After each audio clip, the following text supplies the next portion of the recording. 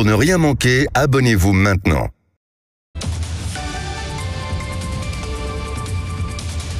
Elisabeth Lévy, bonjour. Benjamin, bonjour Laurie, bonjour à tous. Une tribune du maire de Cannes, David Linsner, dans le Figaro, vous a fait particulièrement réagir, Elisabeth. Oui, alors elle est co-signée avec Déborah Munzer, qui est maire adjointe de Nogent-sur-Marne. Et le titre de cette tribune, c'est « L'argent public n'a pas à financer des spectacles hostiles aux valeurs républicaines ».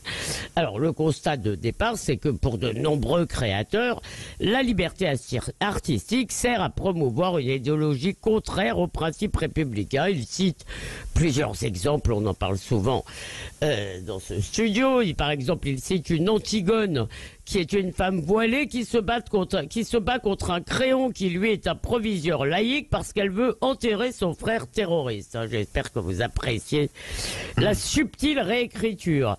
Et puis il parle aussi des chichas de la pensée qui ont eu lieu au Festival d'automne 2022. Et par exemple, dans ces chichas de la pensée, un nom tout à fait programmatique, il y avait une conférence sur les loups musulmans, ces merveilleux êtres indomesticables par l'État français.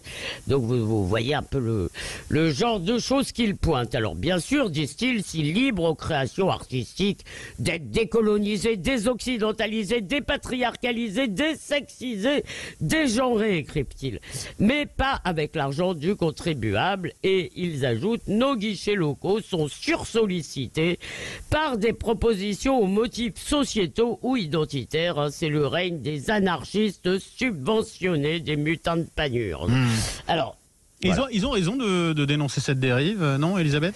Oui, ils ont raison, parce que c'est évidemment un problème. Comme eux, je déteste, je les cite, les tyranniques de l'identité, les dépotes du sociétal, et comme eux, j'enrage que notre argent finance de telles sornettes. Oui, cher Benjamin, reste à savoir quelle solution face à cela, parce que voilà ce que nous disent nos deux signataires, et dont les arts porteurs de liberté, de beauté, d'imaginaire. Oui, très bien, mais enfin c'est un peu court, parce qu'on ne sait pas très bien qui va décider ce qui est beau et porteur d'imaginaire et de liberté. Et le problème, c'est que si l'État se mêle de contenu, la culture est soumise aux aléas politiques, aux lobbies idéologiques. Donc, or, il ne s'agit pas d'ailleurs de remplacer l'influence wokiste qui est très forte en ce moment par un politiquement correct de droite qui favoriserait l'art patriotique, parce que l'art, ça n'est pas fait pour édifier les masses ou pour défendre les principes de la République. Alors ça ne veut pas dire qu'il ne faut rien contrôler, bien sûr. D'abord, il y a toutes les lois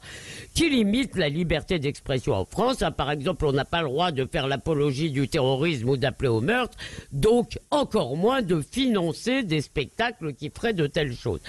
On peut aussi interdire les critères idéologiques wokistes qui sont pratiqués ouvertement par nombre d'institutions, parce que ce qu'on leur demande, c'est d'être un peu une forme d'impartialité. Or, aujourd'hui, ils favorisent tout ce qui est délirant et tout ce qui est anti-français. Ils accordent, par exemple, je ne sais plus laquelle des institutions accorde des subventions en fonction de la présence de femmes et ou de personnes non binaires et ou de personnes perçues comme non blanches dans un projet. Eh bien non, ces critères ne doivent pas avoir cours pour l'octroi de subventions. Il faut réserver cela. Il faut simplement s'intéresser à des critères esthétiques, éventuellement à l'utilité sociale. Si vous faites un spectacle qui, par exemple, va être vu par beaucoup de jeunes de la commune, ça peut être un critère. Enfin, je crois qu'on pourrait, d'autorité, refuser toute subvention à des gens qui pratiquent la réécriture des œuvres, la censure de Carmen, la suppression du baiser de la Belle au bois dormant. Vous connaissez tout ça, Benjamin, et ça, on peut le faire au nom de la défense de notre patrimoine culturel.